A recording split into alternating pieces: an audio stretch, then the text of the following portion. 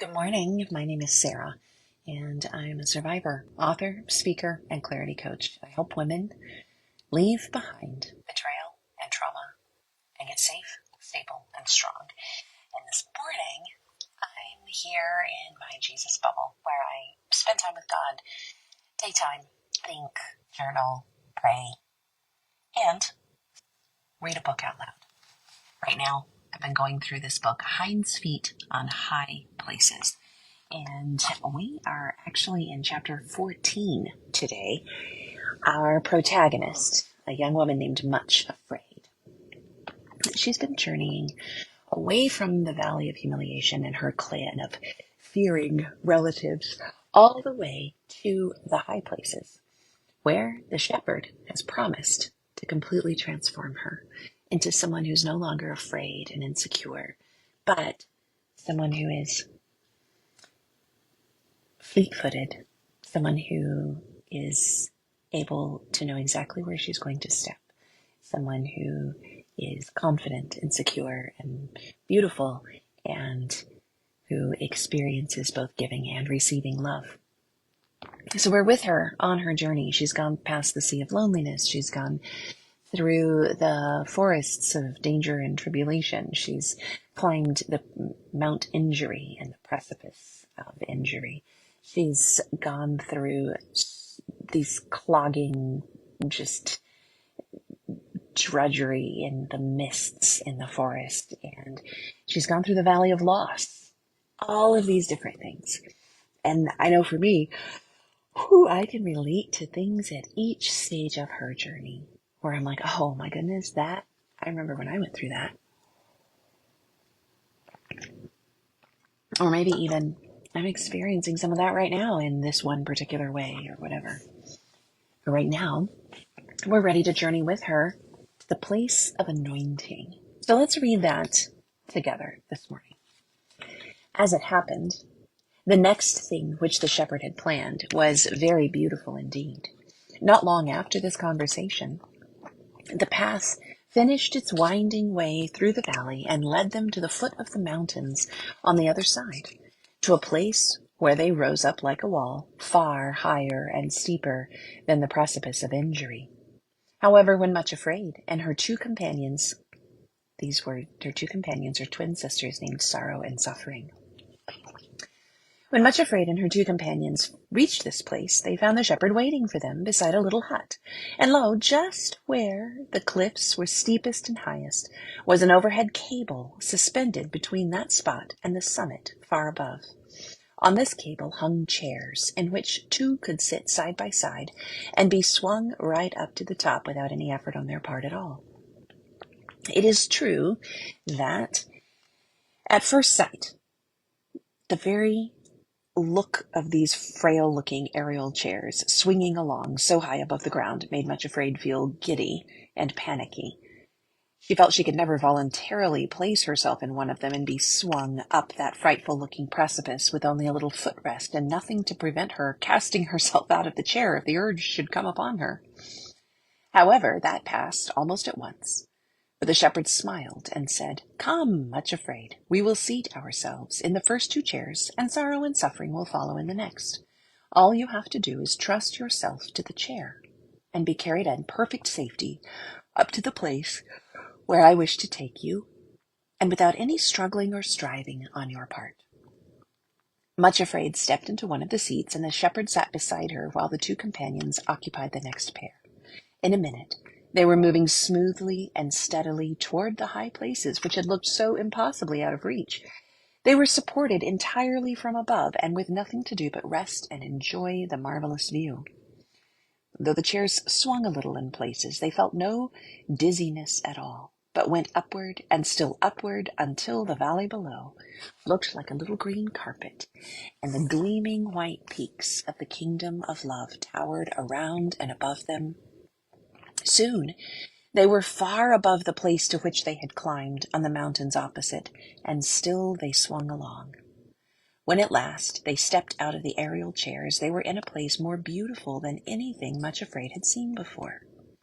For though those were not the real high places of the kingdom of love, they had reached the borderland. All around were Alps, with grassy meadows almost smothered in flowers. Little streams gurgled and splashed between banks of kingcups, while buttercups and cowslips and violets and pink primulae carpeted the ground. Clumps of delicate purple soldanella grew in vivid clusters, and all over the fields, glowing bright as gems, were gentians more blue than the sky at midday, looking like jewels on a royal robe. Above were peaks of pure white snow which towered up into a cloudless sky like a roof of sapphire and turquoise. The sun shone so brilliantly it almost seemed that one could see the flowers pushing their way up through the earth and unfolding themselves to receive the glory of the sun's rays. Cowbells and goat bells sounded in every direction, and a multitude of bird notes filled the air. But above the rest, one voice was louder and more dominant than them all, and it seemed to fill the whole region. It was the voice of a mighty waterfall, leaping down another great cliff which towered above them, whose rushing waters sprang from the snows in the high places themselves. It was so unspeakably lovely that neither Much Afraid nor her companions could utter a word, but stood, drawing deep breaths,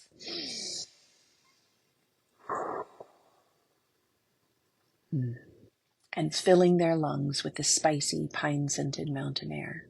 I could draw a deep breath, but there is no spicy, pine-scented mountain air, although I would love that.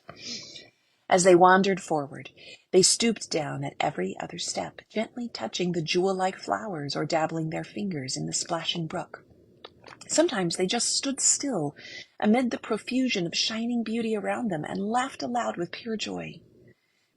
The shepherd led them across meadows where the warm-scented grass grew nearly waist-high toward the mighty waterfall. At the foot of the cliffs, they found themselves standing in cool shadows, with a light spray sometimes splashing their faces, and there the shepherd bade them stand and look up. There stood Much Afraid, a tiny figure at the foot of the mighty cliffs, looking up at the great, never-ending rush of waters as they cast themselves down from the high places. She thought that never before had she seen anything so majestic or so terrifyingly lovely. The height of the rocky lip, over which the waters cast themselves to be dashed in pieces on the rocks below, almost terrified her.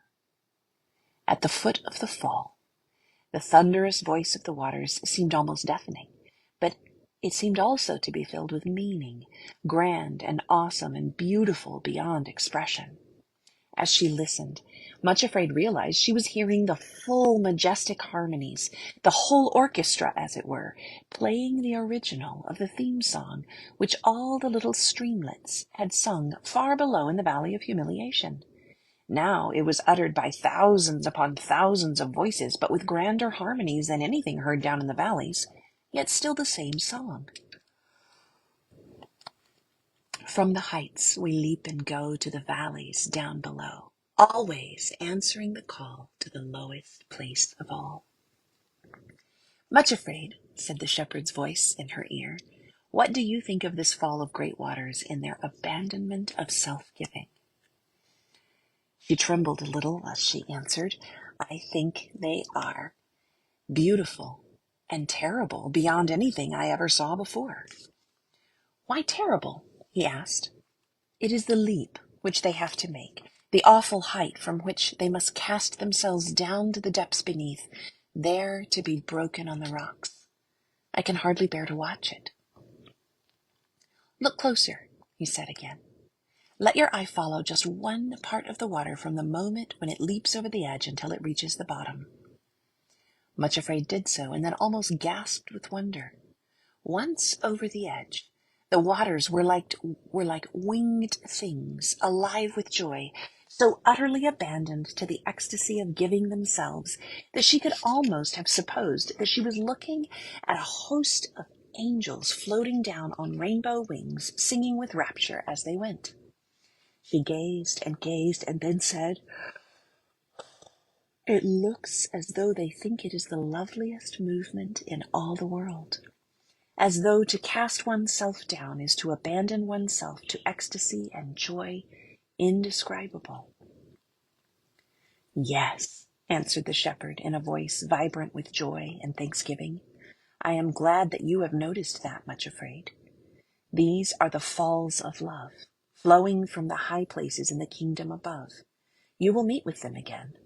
Tell me, does the joy of the waters seem to end when they break on the rock below?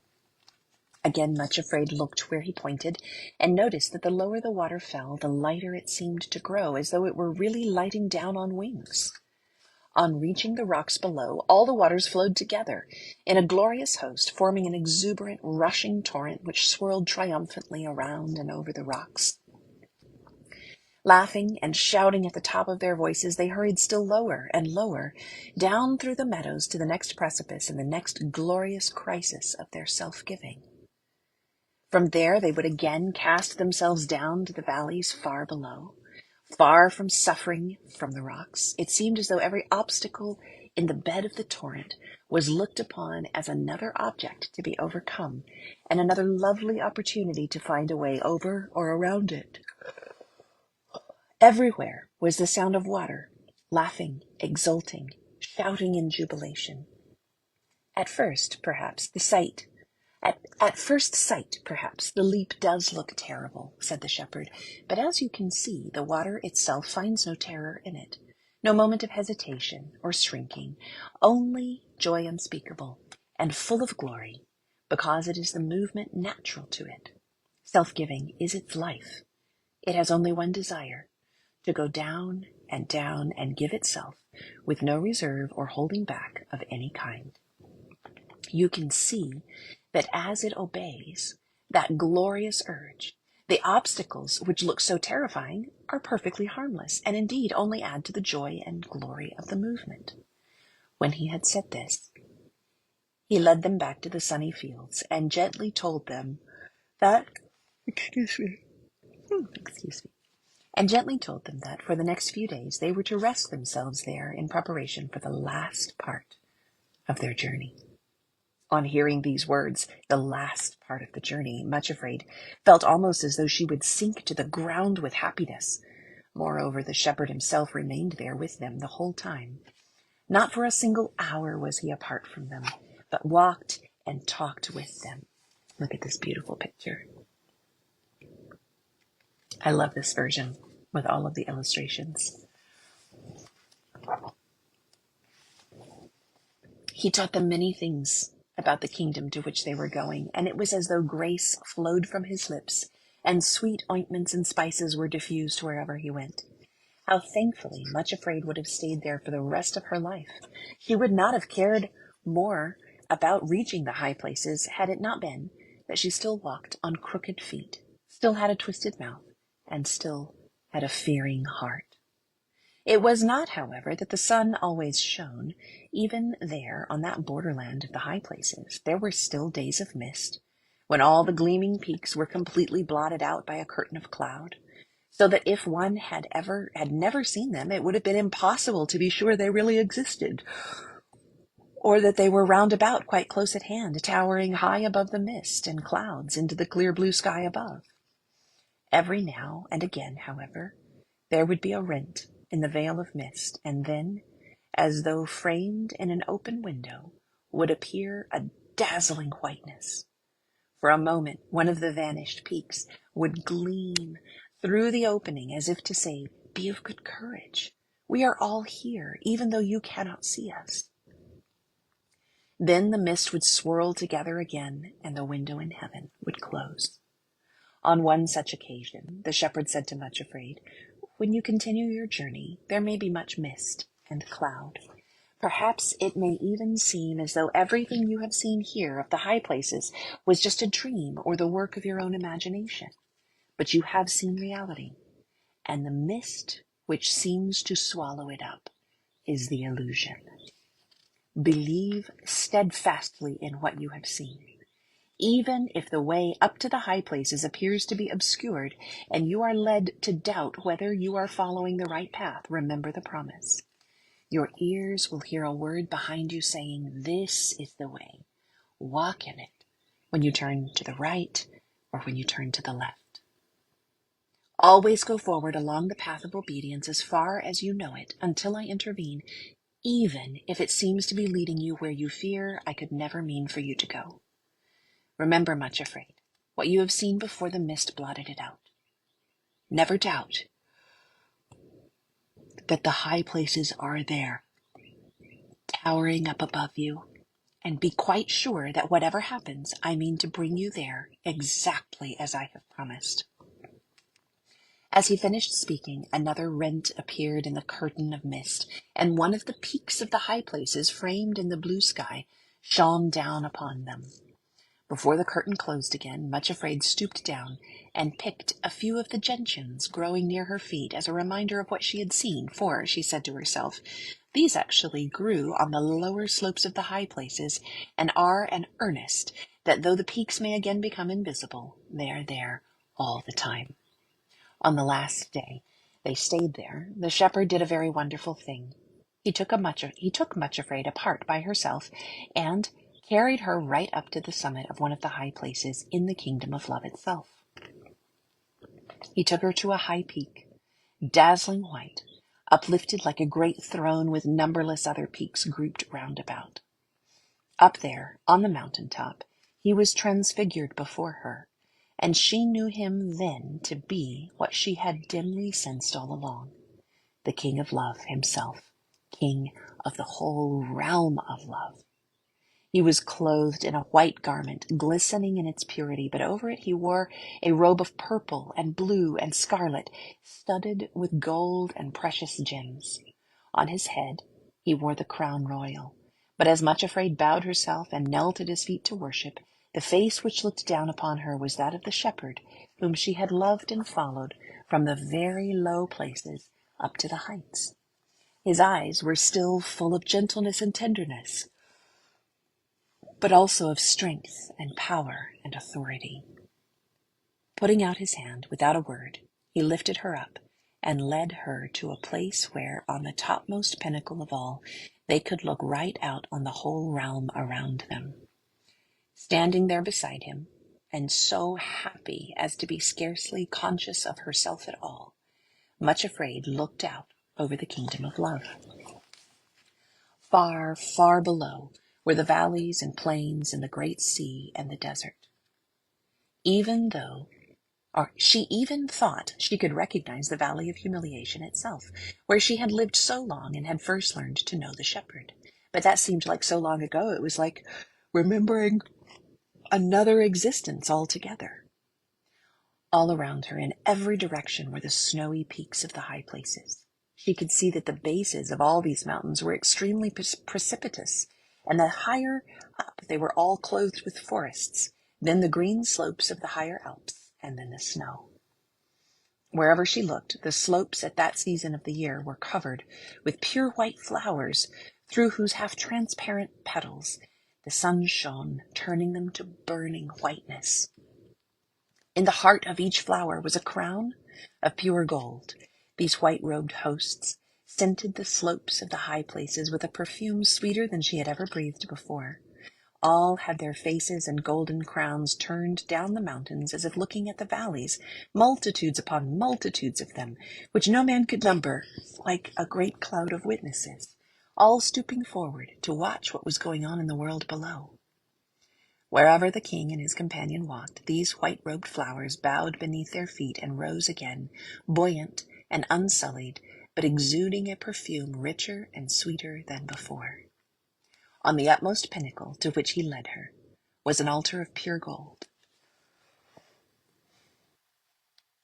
flashing in the sun with such splendor that she could not look at it, but had to turn her eyes away at once, though she did perceive that a fire burned on it, and a cloud of smoke perfumed with incense rose from it. Then the king told her to kneel, and with a pair of golden tongs brought a piece of burning coal from off the altar. Hi, kitty.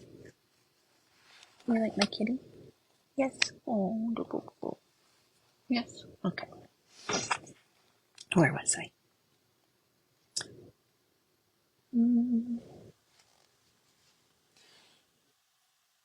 Okay. Sorry, let me find my spot again. The cat completely distracted me. She did perceive that a fire burned on it, and a cloud of smoke, perfumed with incense, rose from it. Then the king told her to kneel, and with a pair of golden tongs brought a piece of burning coal from off the altar. Touching her with it, he said, Lo, this hath touched thy lips, and thine iniquity is taken away, and thy sin purged. From Isaiah 6:7. It seemed to her that a burning flame of fire, too beautiful and too terrible to bear, went through her whole being, and Much Afraid lost consciousness and remembered no more. When she recovered, she found that the shepherd was carrying her in his arms, and they were back on the lower slopes of the borderland. The royal robes and the crown were gone, but something of the expression on his face remained, the look of utmost authority and power. Above them towered the peaks, while everything below was shrouded in cloud and mist. When he found that she was sufficiently recovered, the shepherd took her by the hand, and they walked together down into the white mist and through a little wood where the trees were scarcely visible, and there was no sound but drops of water splashing onto the ground. Stop looking, cat.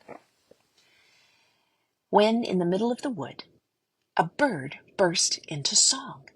They could not see it for the mist, but high and clear and indescribably sweet, the bird sang and called the same series of little notes over and over again. They seemed to form a phrase constantly repeated, always with a higher chirrup at the end, which just sounded like a chuckling little laugh. It seemed to Much Afraid that this was the song the bird was singing. He's gotten the victory! Hurrah! He's gotten the victory! Hurrah! The wood rang with the jubilant notes, and they both stood still among the dripping trees to listen. Much Afraid, the shepherd said, you have had a glimpse of the kingdom into which I am going to bring you. Tomorrow, you and your companions start on the last part of your journey, which will bring you thither. Then, with wonderful tenderness, he spoke words which seemed too glorious to be true.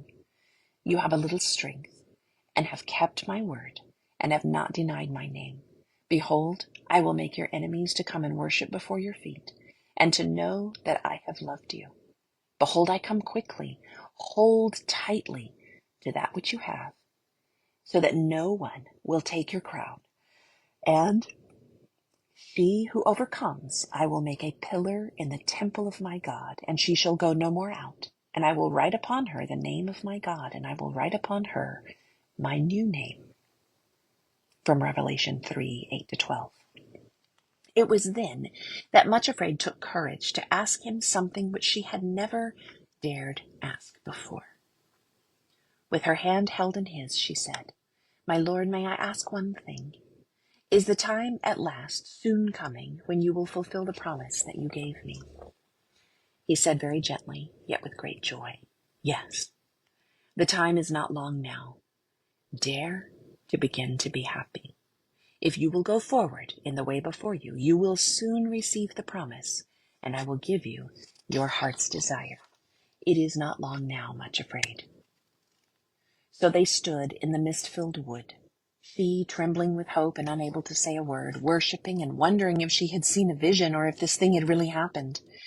Upon his face was a look which she would not have understood even if she had seen it, but she was too dazed to even look at him. High over the dripping trees, the little bird still sang his jubilant song. He's gotten the victory! And then in a burst of trills and chuckles, Hurrah! Hurrah! Hurrah! A little later they were down in the meadows, where Sorrow and her sister were waiting for their return. It was time to go forward on the journey, but after the shepherd had blessed them and was turning to go his way again, Suffering and Sorrow suddenly knelt before him and asked softly, Lord, what place is this where we have been resting and refreshing ourselves during these past days? He answered very quietly, This is the place to which I bring my beloved, that they may be anointed in readiness for their burial. Much Afraid did not hear these words, for she was walking a little ahead, repeating over and over again, He said, Dare to begin to be happy, for the time is not long now, and I will give you your heart's desire. And next, tomorrow, we will read about the floods.